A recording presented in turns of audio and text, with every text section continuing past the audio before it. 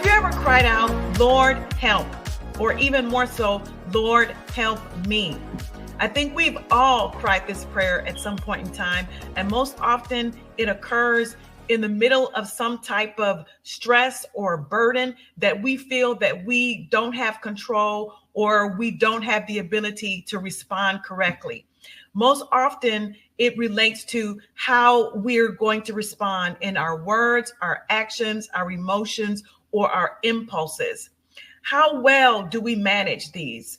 How do we manage ourselves under great stress? Today, we're talking about self-management and honing in on 3 principles: how to be honest with ourselves, how to be gentle, which includes grace and forgiveness, and 3, the process of taking steps to be a better manager of self. I'm so excited for our guest today, Dr. Rosa Sailes, who's an award-winning educator who has earned recognition for her teaching and writing from the U.S. Department of Education and the American Educational Research Association. She is a leader in Christian education, the founder of the Ezra Project based in Chicagoland. She has written several books, and she's also has a stellar career with the Chicago Public Schools, where she was an administrator. Good morning, Dr. Sailes. How are you today? I'm fine, Dr. Thompson. How are you? Doing well. So we're digging in this morning about self-management. And when I look at the definition of management or self-management, it uses the word management or manager, which is equivalent in the word to the word steward. In the Greek definition and in the New Testament, Luke 12:42, it talks about being a good steward. So when we speak about knowing how to self-manage, it's actually speaking of being a good manager or being good stewards of ourselves. What would you say is your definition or your description of self-management? I think self-management, especially when you think about stewardship, it ties into who God created us to be and really embracing that. I think when we don't embrace who God meant us to be and who we actually are, we lose sight. For example, if I'm whatever I am. I'm a teacher, I'm a mom, I'm a grandmother, I'm a whatever I am. If I'm not satisfied with that, I got to start there. If I'm not satisfied with that, then I mismanage myself because I'm going contrary to where God has directed my path. So I think that's pretty much it. That self-management and self-stewardship is making the most of, using to God's glory, using to the best of your ability that God's put in you and the place that He has put you. When what you're sharing about being good managers of self or being a good stewards of self, how do you feel that our values or our experiences shape how we manage our words, our actions, and our emotions? So moving away just from the whole person, but the actual behavior and things that we emote or respond to. I think a lot of it is often our environment. And by environment, I just don't mean place, even people.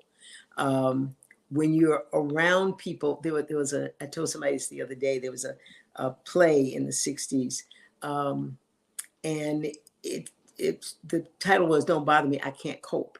And so sometimes things come at you and you don't know how to respond to them, or you respond as the environment is. So if you're around people who are negative in their thinking, they were complaining all the time, but you tend to do that. And I think that is one of the ways that we mismanage, is by following what other people are doing as opposed to acting out of who we really are. It might not be the common thing in my family or anything I'm used to say, I'm sorry.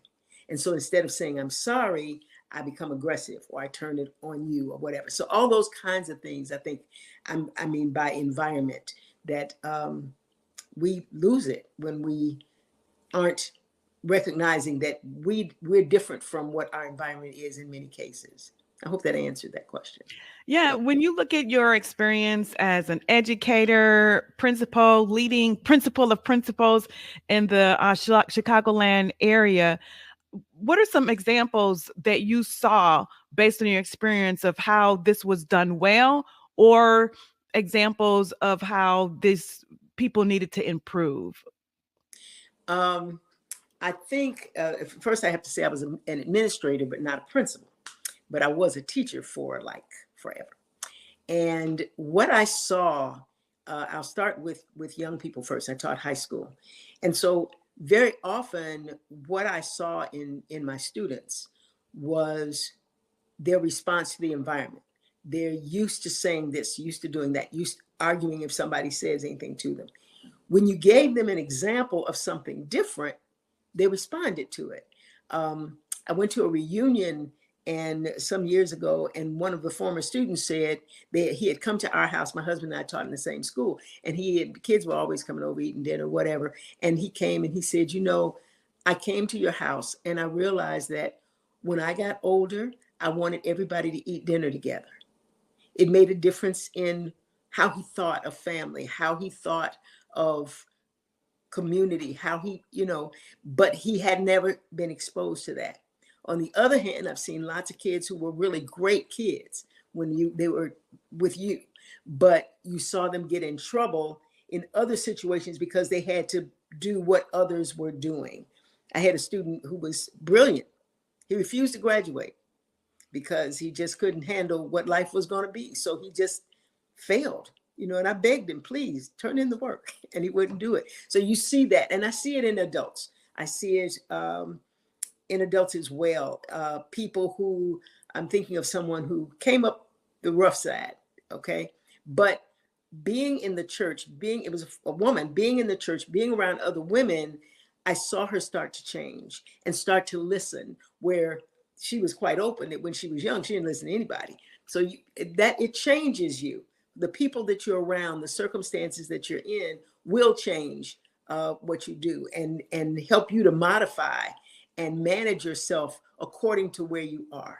I find that as I've been studying about emotional intelligence and looking at self-awareness, self-management, the personal competence, a lot of it is driven by how we were raised, how we were brought up, the things that either were reinforced or things that were positively reinforced or negatively reinforced, or the truths that people don't necessarily tell us. And so then we go through life, we become adults, and we're not aware of different things of how we're coming across. And then because we don't have the truth of our own awareness, it impacts then how we actually manage ourselves. Right. How we manage ourselves, how we treat others. Low self-esteem grows out of that. If you never heard anything positive, if you never knew what you could do.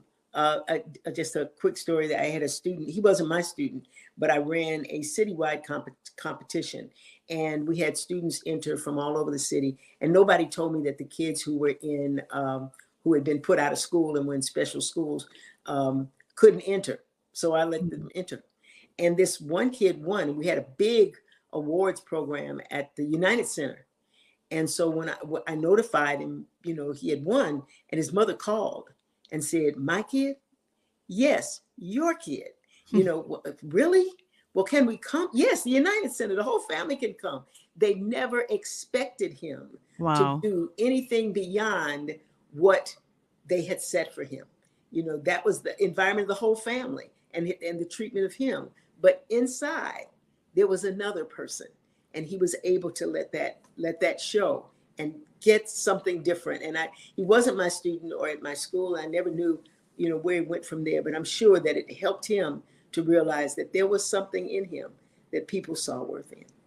That regardless of what, I think that's the positive side about it, is that regardless of the negative stimuli or negative things that are happening of how people respond to you, it spoke differently. It was different than actually what was inside of him. And if you hadn't actually given him that opportunity, he may not have ever been able to identify or see what was in him or be aware of what was inside of him. Right. I agree. I agree. I think a lot of times, I think that's a great story as relates to like potential and things that we have that we can do uh, to break out of the limitations or restrictions that we may experience, whether it's our own limitations and restrictions or the ones that people put on us, which I've talked Yes. a lot about.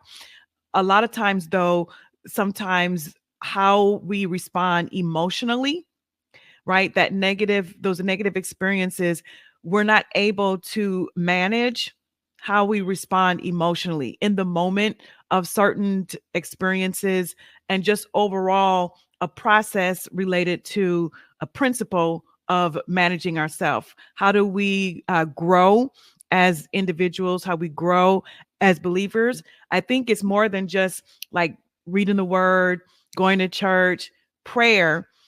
It's a principle of how we're actually doing life. Right.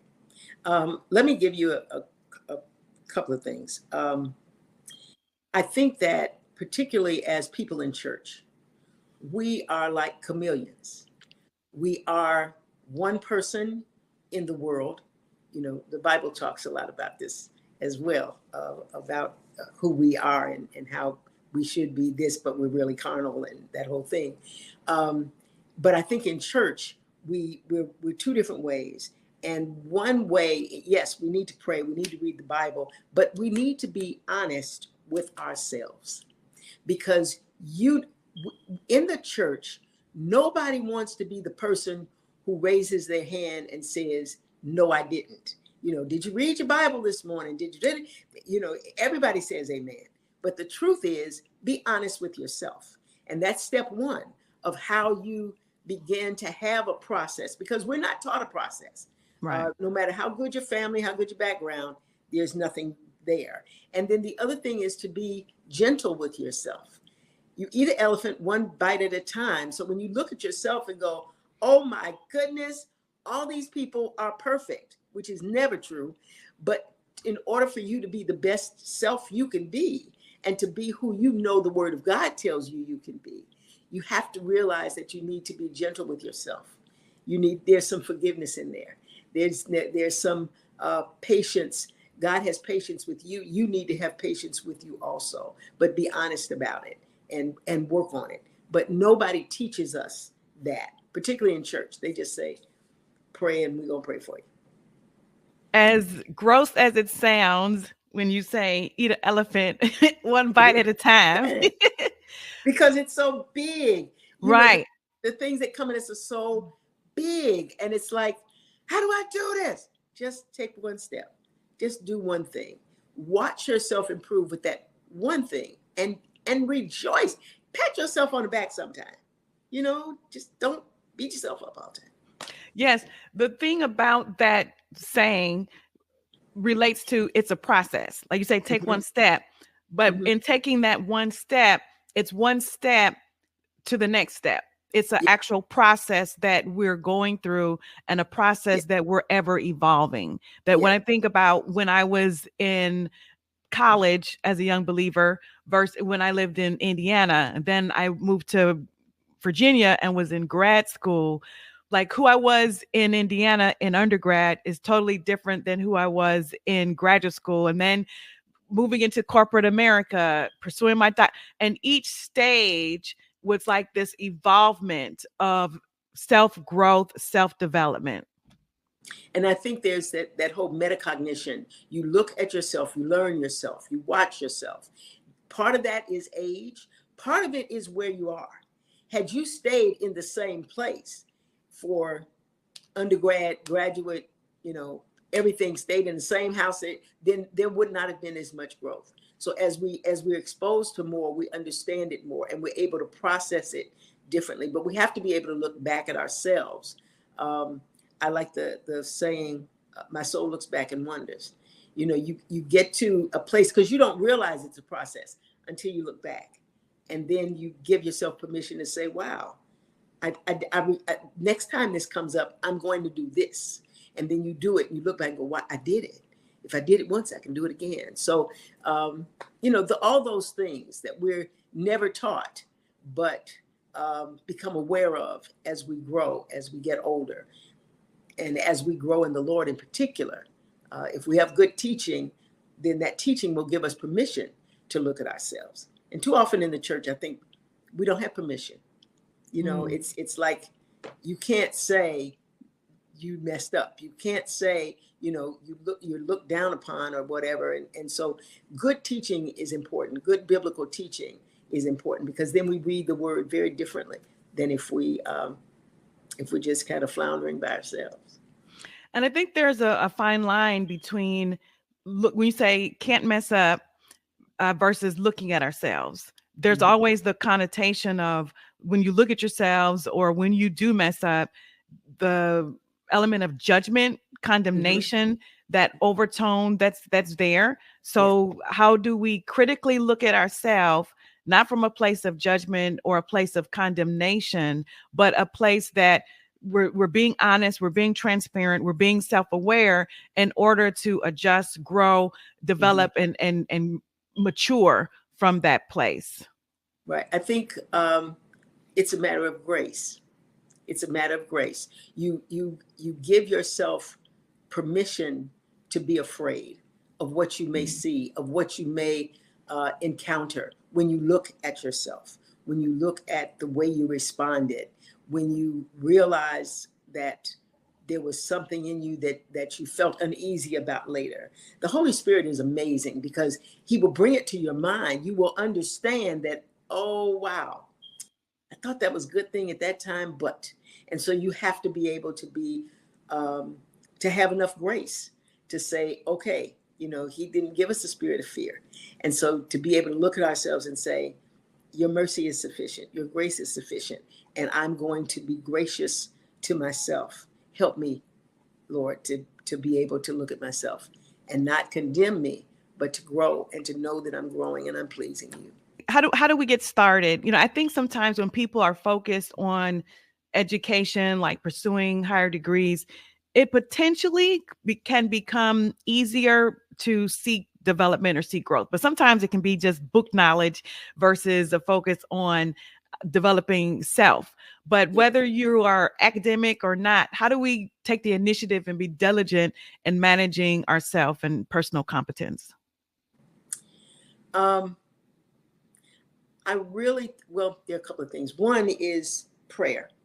If we're honest in praying, okay, God will reveal things to us and we will see things in ourselves. And so that's a major step. But I think also kind of recognizing, I don't know, it is prayer, but it's also saying to yourself, what is the best of this? I think, let me back up. I think one of the problems that we have as a society is that we not only look at other people, and we don't always do what my grandmother said. My grandmother said, watch to the end of the movie, because you're looking at someone and they're doing something and you're like, wow, they made a lot of money. Wow, they did such and such and such. But when you really look at it and you look at the whole person, you realize, but wait, that person's not very nice. That person's not. And so as you see that, you have to develop an ethic of what you are going to be and who you are going to be. When I was a teacher and I ended up being an administrator. So what's the difference between administrator and principal? A principal is over a school. I was an administrator, so I was over a group of people who actually gave directions to principals. Okay. So that's what I was. But when I was a teacher, you know, I didn't want to be, my friends didn't want to be an administrator or a principal because they didn't get it. We were down in the trenches. We were with the kids. We understood.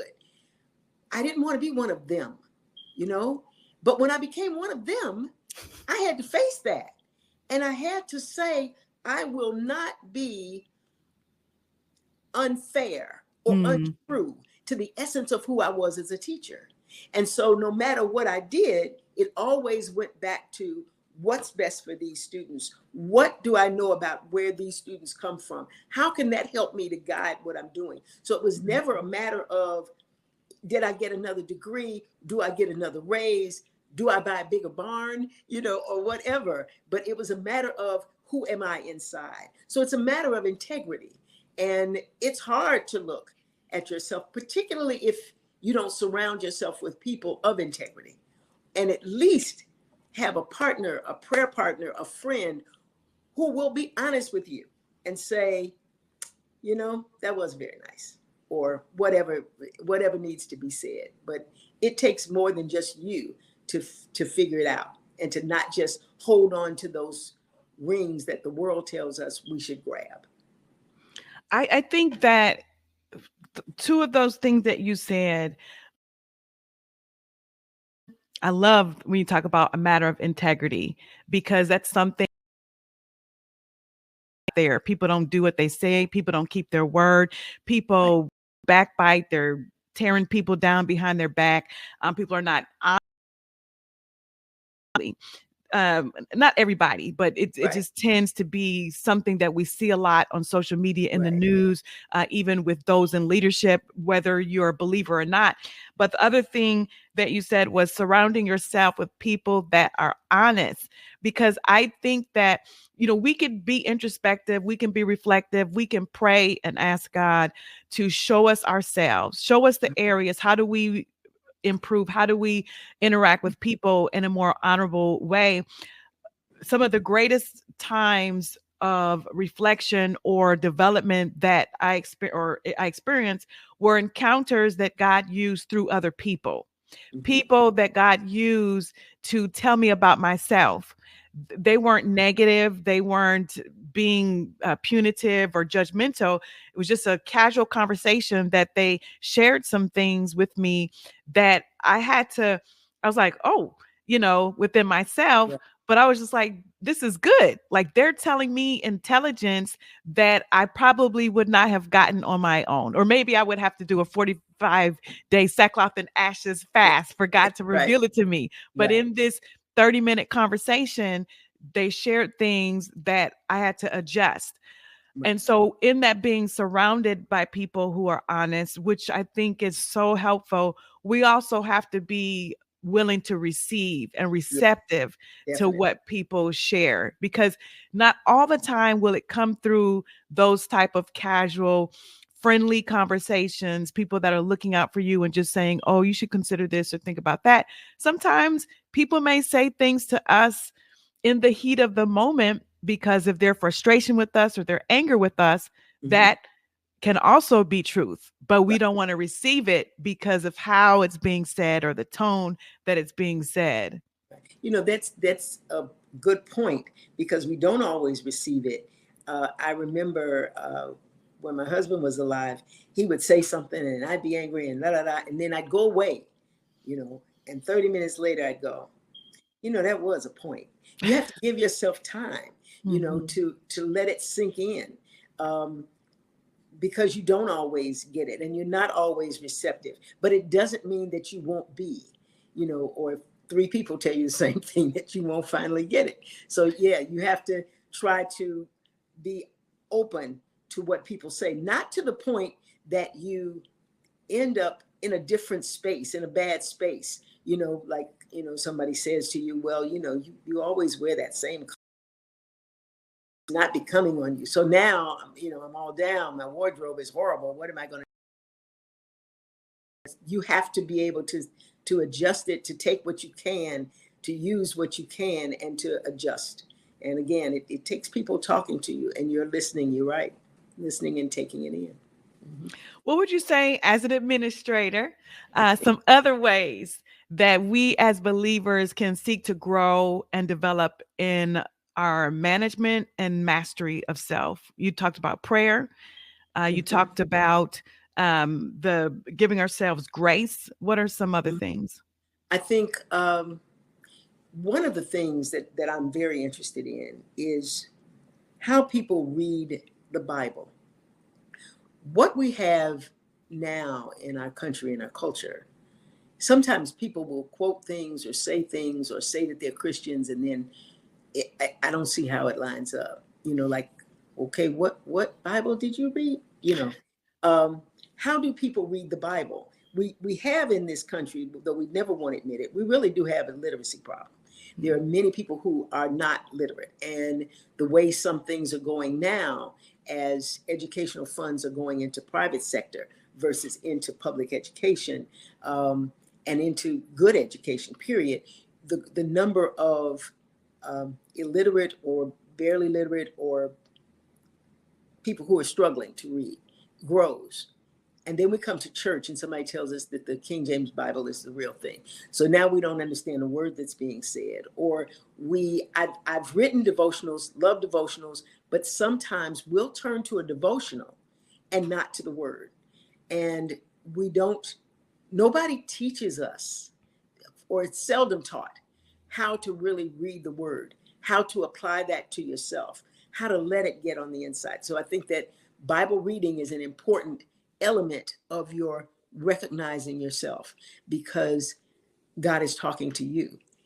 Paul wrote it, thousands of years ago, but it's still talking to you.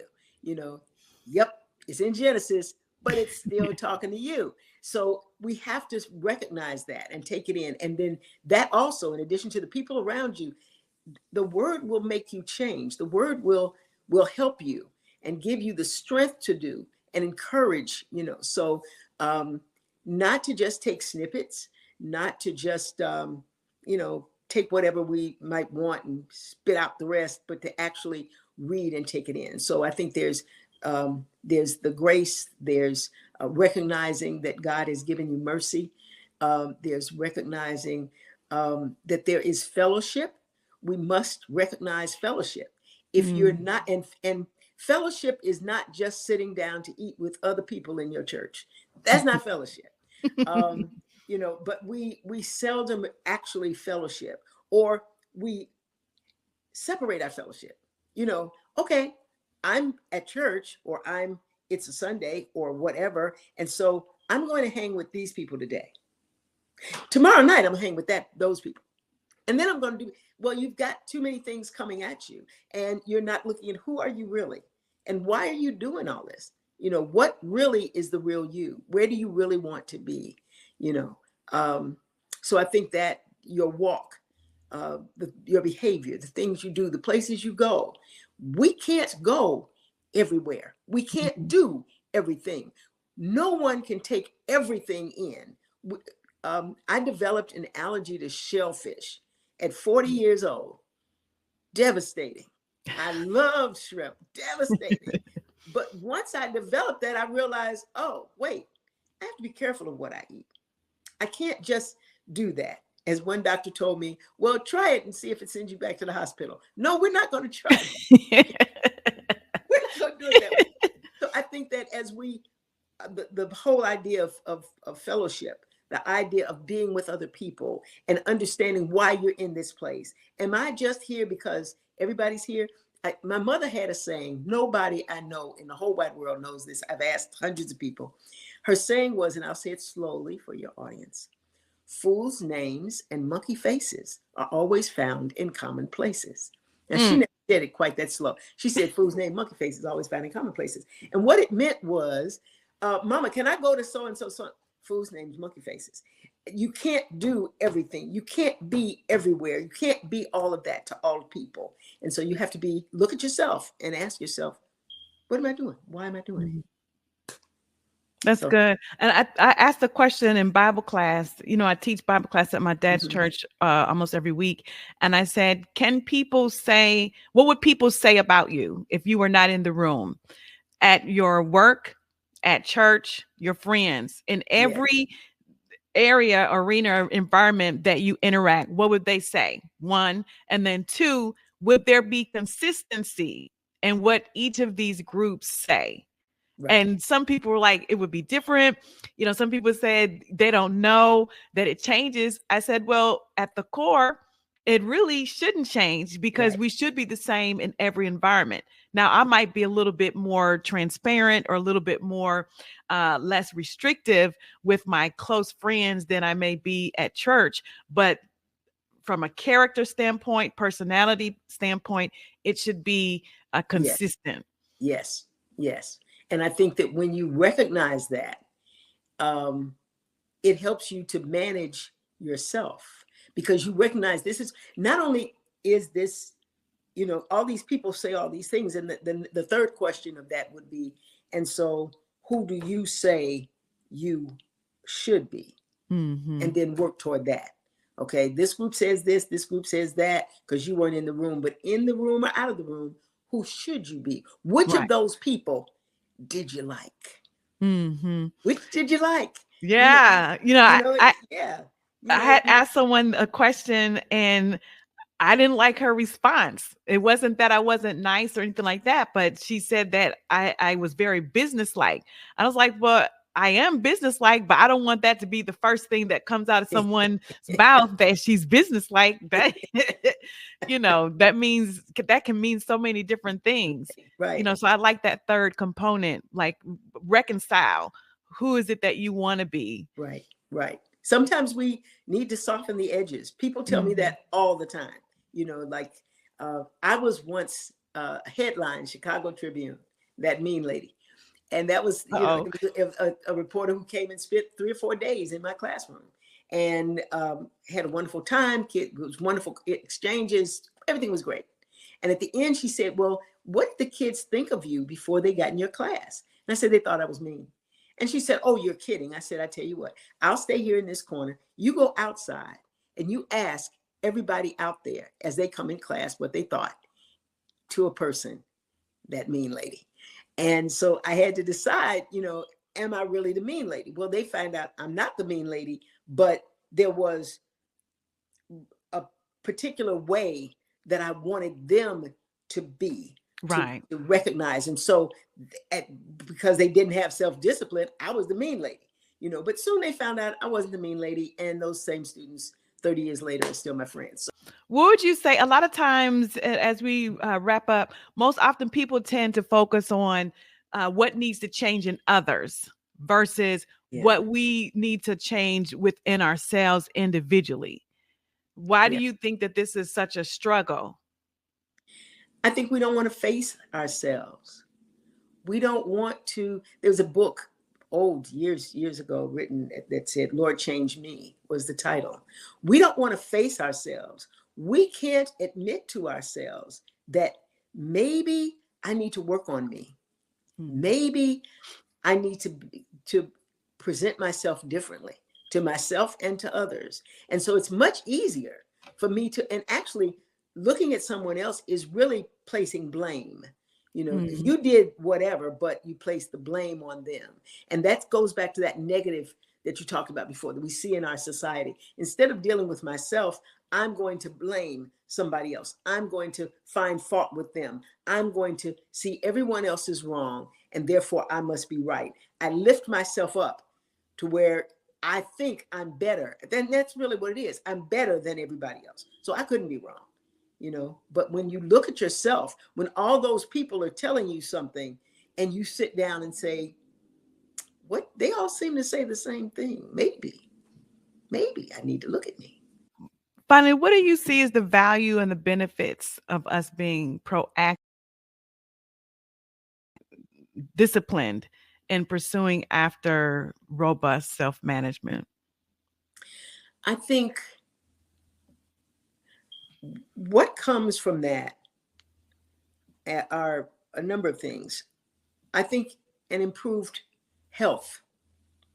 A lot of what happens to us, and I mean physically, but I don't mean physically. A lot of what happens to us occurs because we don't see ourselves and we're not working on ourselves or recognizing ourselves. I binge eat comfort food knowing it's wrong because I'm not feeling too good about myself. Now I could get that same rush if I got on that bike out there and but instead I'm going to do something else. I think our health improves. I think our relationships improve. I think our sense of worth improve. Our sense of who we are and our own consciousness and conscience both improve when we take a look at ourselves and we say, Lord, help me. And that's the main thing. Lord, help me. I can't do this by myself, but the sky is not falling. You've got some time. Don't put yourself under pressure, but just yield and say, Mhm. Lord, help me.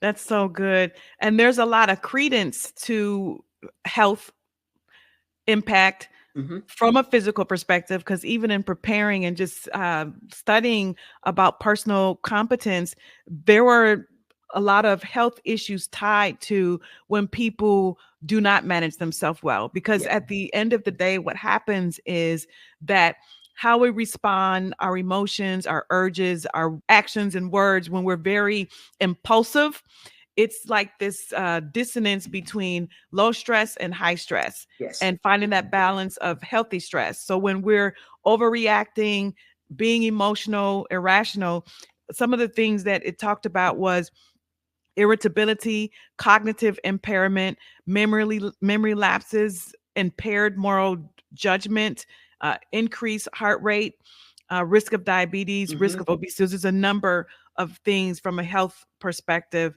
when we are not good managers of self. And everything, when you don't manage yourself, when you don't look at yourself, when you don't allow the Lord to help you to do that, everything becomes negative. You know, whatever it is, good news, bad news, whatever it is, you always find the bad part of it. And I like to tell people, you have a superpower in addition to the Holy Ghost. You have a superpower, and that superpower is your choice. You need to choose to be good to you. You need to choose to love you. Mm. Sometimes people don't get love. And so, as an old song said, you look for love in all the wrong places. But how do you love you? And if you love you, you will watch out over you. Any other points that you wanted to share before we close? Like I said, the sky isn't falling. Just take a deep breath, step back a minute, and be honest about what you see. You know, I can be extremely impulsive, and I've had to try to learn. I'm still learning to not do that. You know, we see road rage and all that. Chill, you know, and it will be okay. Tomorrow will come. The sun will rise. You know, there is another day. And so we can keep going because we know there's a future. We know there's more ahead. We know God is leading us to something better. And when we trust in that, then we can choose to do what will help us to be better in that space. Amen. Thank you so much. Thank you. This has been a pleasure. Thank you for having me. And thank you for a great conversation.